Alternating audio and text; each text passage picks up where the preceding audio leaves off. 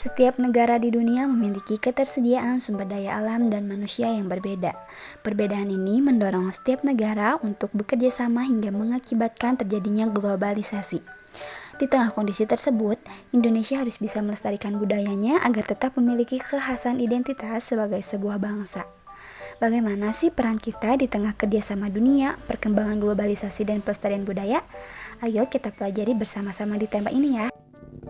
Hai teman-teman, aku Dita Anggraini dan teman aku Wafa Fasya Silmi. Ayo kita belajar bersama tentang Indonesia dan masyarakat dunia.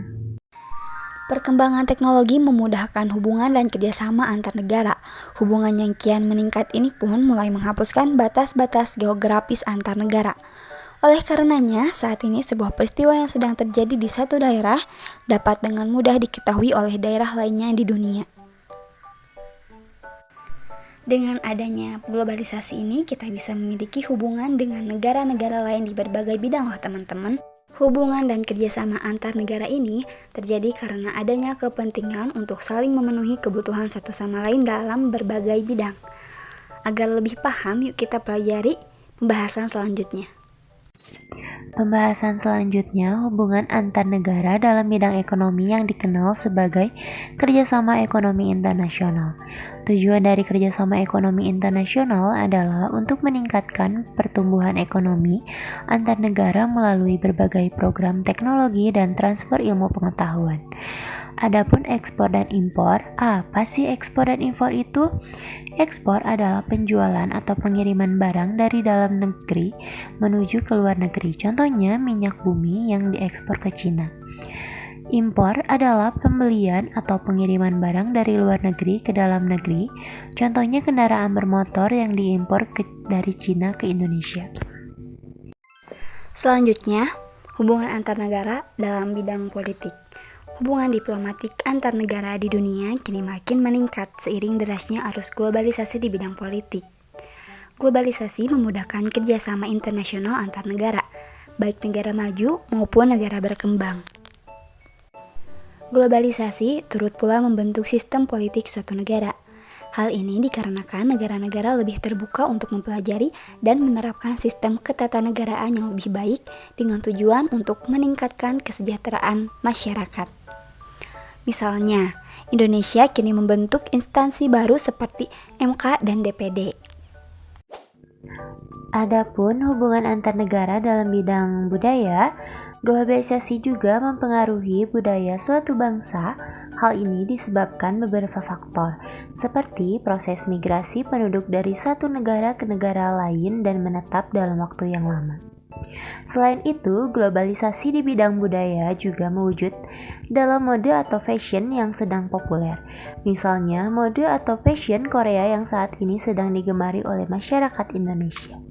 Selanjutnya, kita akan membahas mengenai kerjasama Indonesia dengan negara-negara di dunia. Apa sih peran yang dilakukan Indonesia di tengah perkembangan kerjasama di dunia?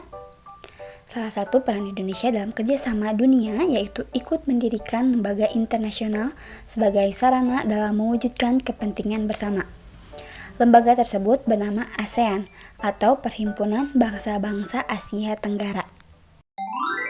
Lalu ada kerjasama berdasarkan jumlah yang terlibat, terbagi menjadi dua. Yang pertama ada kerjasama bilateral, yaitu kerjasama antara dua negara saja, misalnya Indonesia dan Malaysia bekerja sama di bidang kebudayaan. Yang kedua ada kerjasama multilateral, yaitu kerjasama yang terlibat banyak negara, misalnya keanggotaan Indonesia dalam organisasi PBB. Nah, jika dilihat dari kawasannya, jenis kerjasama terbagi menjadi dua nih. Yang pertama itu ada kerjasama negara-negara dalam satu kawasan. Contohnya, ASEAN yang beranggotakan negara-negara di kawasan Asia Tenggara. Dan yang kedua ada kerjasama internasional, yaitu kerjasama antar negara yang tidak membatasi wilayah dan mencakup seluruh dunia. Yang terakhir, ada warisan budaya Indonesia yang mendunia. Keberagaman budaya Indonesia sudah sejak lama loh terkenal dan dikagumi bangsa-bangsa lain di dunia. Bangsa yang datang ke Indonesia selalu terkesan dengan keramahan penduduknya, kelezatan makanannya, dan seni budaya yang memesona. Budaya inilah yang kemudian mengharumkan nama Indonesia di seluruh dunia dan menarik para wisatawan untuk datang ke Indonesia. UNESCO, salah satu organisasi PBB yang bergerak di bidang pelestarian budaya, mencatat ada puluhan kebudayaan Indonesia yang dikategorikan sebagai warisan budaya dunia benda dan tak benda.